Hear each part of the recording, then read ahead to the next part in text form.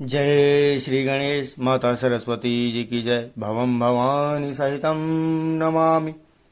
टूटा हुआ धनुष देखकर परशुराम जी क्रोधित हो गए। राजा जनक जी से पूछने लगे। राजा ने भयवश कुछ भी उत्तर न दिया।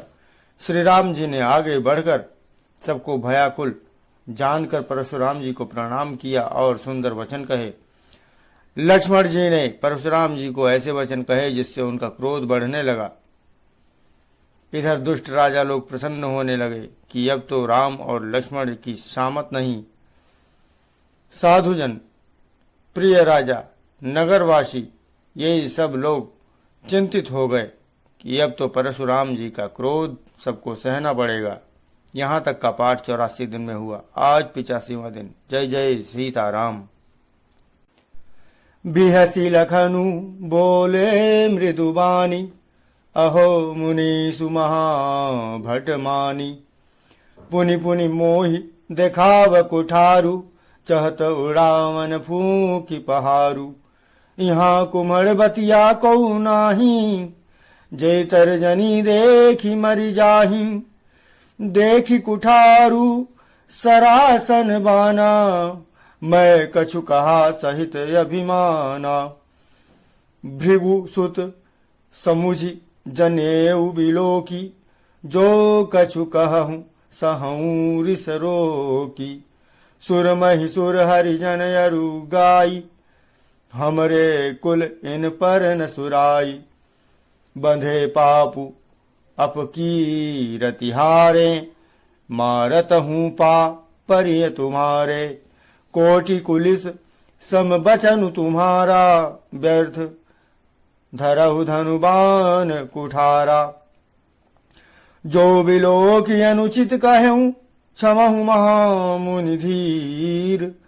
सुनि सरोस भृगु वंश मणि, बोले गिरा गभीर। लक्ष्मण जी हंसकर कोमल वाणी से बोले, अहो मुनीश्वर, तो अपने को बड़ा भारी योद्धा समझते हैं। बार बार मुझे कुल्हाड़ी दिखाते हैं, फूंक से पहाड़ उड़ाना चाहते हैं।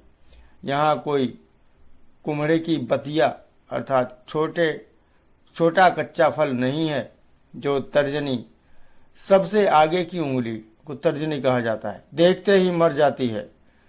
कुठार और धनुष बाण देखकर ही मैंने कुछ अभिमान सहित कहा था। भृगुवंशी समझकर और यज्ञोपवीत देखकर तो जो कुछ आप कहते हैं उसे मैं क्रोध को रोक कर सह लेता हूँ। देवता, ब्राह्मण, भगवान के भक्त और गौ, इन पर हमारे कुल में वीरता नहीं दिखाई जाती, क्योंकि इन्हें मारने से पाप लगता है और इनसे हार जाने पर अपकीर्ति होती है।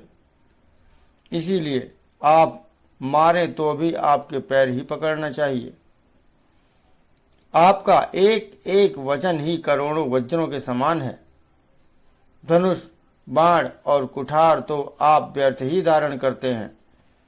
इन्हें अर्थात धनुष, बाण और कुठार को देखकर मैंने कुछ अनुचित कहा हो तो उसे हे धीर महामुनि क्षमा कीजिए। यह सुनकर भृगु वंश मणि परशुराम जी क्रोध के साथ गंभीर वाणी में बोले, कौशिक सुनहु मंद यह बालकु, कुटिल काल बस निज कुल घालकु। भानुवंश राकेश कलंकु, निपट निरंकुश अबुत असंकु। काल कवलु होहि छन माही, कहूँ पुकारी खोरी मोहि नाही। तुम हट कहूँ जाओ चाहूँ उबारा, कही प्रताप बलु रोषु हमारा। लखन कहु मुनि सुजसु तुम्हारा, तुम ही अछत को बर न पारा। अपने मुँह तुम आपन करनी, बार अनेक भांति बहुबरनी। नहीं संतोषुत पुनि कछु कहु, नहीं संतोषुत पुनि कछु कहु। जनि रिस रोकी दुसह दुख सहु, वीर व्रती तुम धीर अछोभा। गारी देत न पावहु शोभा, सूर समर करनी करही, कहीं न जना वहीं आपु। विद्यमान रन पाय रिपु, कायर कथहि प्रतापु।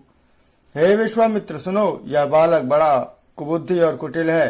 काल के वश होकर यह अपने कुल का घातक बन रहा है। यह सूर्यवंशी रूपी पूर्ण चंद्रमा का कलंक है। यह बिल्कुल उदंड, मूर्ख और निडर है। अभी क्षण भर में यह बालक काल का ग्रास हो जाएगा। मैं पुकार कर कह देता हूं, फिर मुझे दोष नहीं देना। यदि तुम इसे बचाना चाहते तो हमारा प्रताप, बल और क्रोध बतलाकर इसे मना कर दो। लक्ष्मण जी ने कहा, हे मुनि, आपका सुयश आपके रहते दूसरा कौन वर्णन कर सकता है। आपने अपने ही मुंह से अपनी करनी अनेकों बार बहुत प्रकार से वर्णन की है। इतने पर भी संतोष न हुआ तो फिर कुछ कह डालिए। क्रोध रोक कर असह्य दुख मत सहिए। आप वीरता का व्रत धारण करने वाले धैर्यवान और शोभ रहित हैं। गाली देते शोभा नहीं पाते। शूरवीर तो युद्ध में करनी अर्थात शूरवीरता का कार्य करते हैं, कहकर अपने को नहीं जनाते। शत्रु को युद्ध में उपस्थित पाकर कायर ही अपने प्रताप के डींग मारा करते हैं। तुम तो कालू हाक जनुलावा, बार बार मोहिला की बोलावा। सुनत लखन के बचन कठोरा, परसु सुधारि धरेउ कर घोरा। अब जनि देव दोषु मोहि लोगु, कटुबादी बालकु बध जोगु। बाल बिलोकी बहुत मैं बाँचा, अब यहु मरनिहार भा साचा। कौशिक कहा क्षमिये अपराधु, बाल दोष गुण गनहि न साधु। खर कुठार मैं अकरुण कोहि, आगे अपराधी गुरुद्रोही। उतर देत छोड़ऊ बिनु मारे, केवल कौशिक सील तुम्हारे। न तो यही काटि कुठार कठोरे, गुरहि उरिन होतेऊ श्रम थोरे। गाधी सुनु कह हृदय हसी, मुनि हरियरई सूझ। अय मैं खाण न ऊख मैं, अजहु न बूझ अबूझ। आप तो मानो काल को हाक लगाकर बार बार उसे मेरे लिए बुलाते हैं। लक्ष्मण जी के कठोर वचन सुनते ही परशुराम जी ने अपने भयानक फरसे को सुधार कर हाथ में ले लिया और बोले, अब लोग मुझे दोष न देना। यह कड़ुआ बोलने वाला बालक मारे जाने ही योग्य है। इस बालक को देखकर इसे बालक जानकर मैंने बहुत बचाया, पर अब यह सचमुच मरने को ही आ गया है। विश्वामित्र ने कहा, अपराध क्षमा कीजिए। बालकों के दोष और गुणों को साधु लोग नहीं गिनते। परशुराम जी बोले, तीखी धार का कुठार, मैं दया रहित और क्रोधी, और यह गुरुद्रोही और अपराधी मेरे सामने उत्तर दे रहा है। इतने पर भी मैं इसे बिना मारे छोड़ रहा हूं। सो हे विश्वामित्र, केवल तुम्हारे शील प्रेम से, नहीं तो इसे इस कठोर कुठार से काट कर थोड़े ही परिश्रम से गुरु से ऋण हो जाता। विश्वामित्र जी ने हृदय में हंसकर कहा, मुनि को हरा ही हरा सूझ रहा है, अर्थात सर्वत्र विजयी होने के कारण ये श्री राम लक्ष्मण को साधारण क्षत्रिय ही समझ रहे हैं, किंतु यह लोहमयी केवल फौलाद की बनी हुई खाड़ खड्ग है, अर्थात खड्ग है।